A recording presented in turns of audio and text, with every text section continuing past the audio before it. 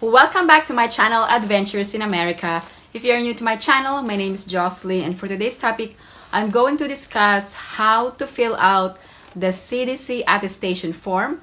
CDC stands for Centers for Disease Control and Prevention.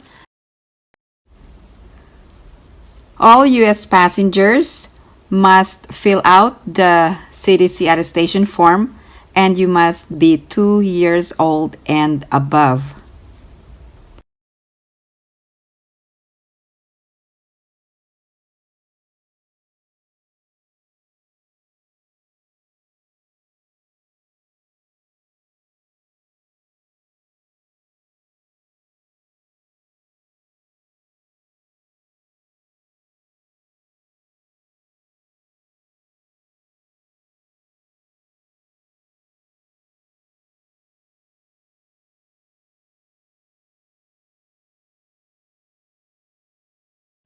Where do you find the CDC Attestation Form? You can find this at the CDC website, but today I'm going to show you how to fill out the form.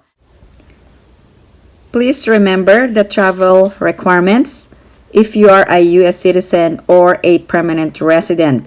U.S. citizens and U.S. permanent residents are exempt from COVID vaccine requirement. However, you must either have a one-day negative testing or proof of recovery within 90 days of flying. Here's an actual copy of the CDC Attestation Form. It is actually a combined passenger disclosure and attestation to the United States of America.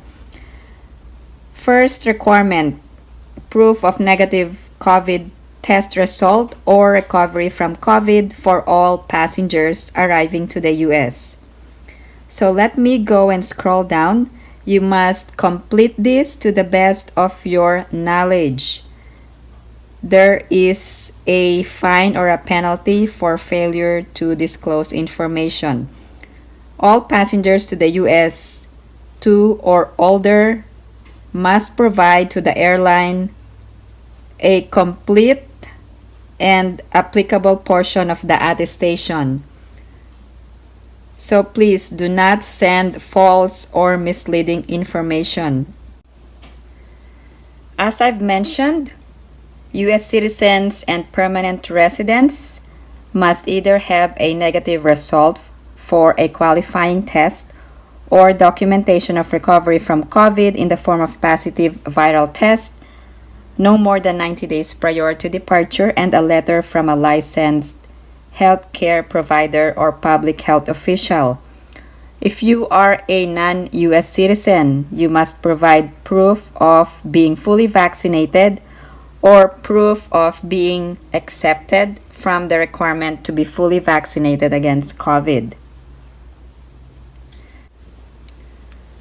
All passengers to the U.S. 2 years old or older must provide an attestation form.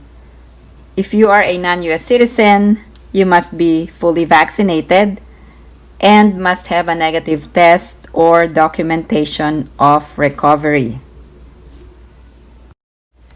Let's move on to section 1. If you can see above, on the right-hand corner, the expiration date for this form or this version is May 31st of 2022.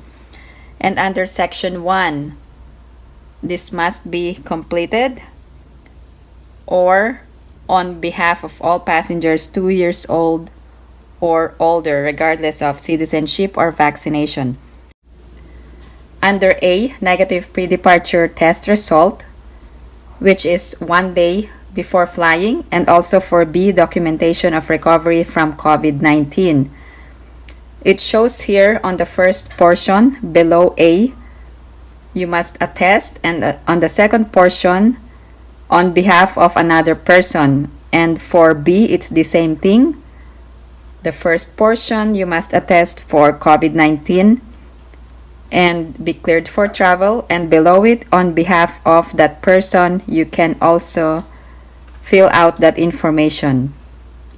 For C, humanitarian exemption. First, you can attest on yourself, and the other portion is on behalf of another person. For section 2, This is the requirement regarding full vaccination. You can complete this or on behalf of another person 2 years old or older. For A, fully vaccinated, you must attest that you are fully vaccinated. And then if you are done with letter A, you can go ahead and scroll down and find the signature portion of the attestation form. And that's it. If you are fully vaccinated, you can just attest and then go down to find the signature portion of the form, print your name, and then sign and then add the date. Let's go to section 2, letter B. If you are not fully vaccinated, you must attest that you are not fully vaccinated and that you are a covered individual who is not fully vaccinated, and that you are accepted from the requirement to present proof of being fully vaccinated. There are several instances where you could be exempted.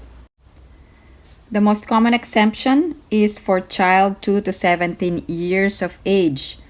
If you are under this exemption, put a check mark and then proceed to letter D. Child 2 to 17 years of age, and add a check mark that you attest that you are exempted from the requirement to present proof of being fully vaccinated. Let's move on to other not fully vaccinated covered individuals or other exemptions. Diplomatic and official government travel, proceed to and complete C and sign the form. Participant in certain COVID-19 vaccine trials, proceed to and complete D. Medical contraindication to an accepted COVID-19 vaccine, proceed to and complete E only and sign the form. Okay, let's move down to E.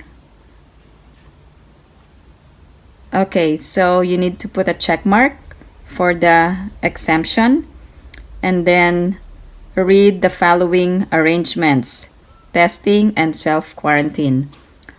Other exemptions, let's move on to humanitarian or emergency exception.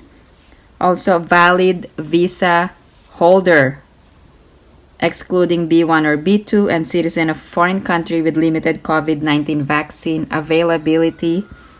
Also member of the U.S. Armed Forces or spouse or child under 18.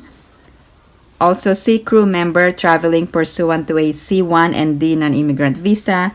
And then the last, person whose entry is in the U.S. national interest. And then proceed and complete G and sign the attestation form.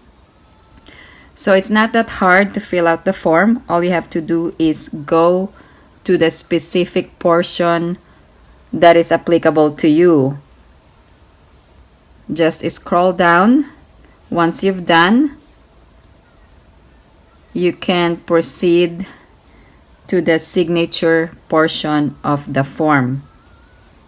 Print your name, add your signature, and then add the date. The CDC Attestation Form provides for your COVID testing within 1 day of flying to the US or your proof of recovery within 90 days of flying. Also, US citizens and permanent residents do not need to show proof of vaccination.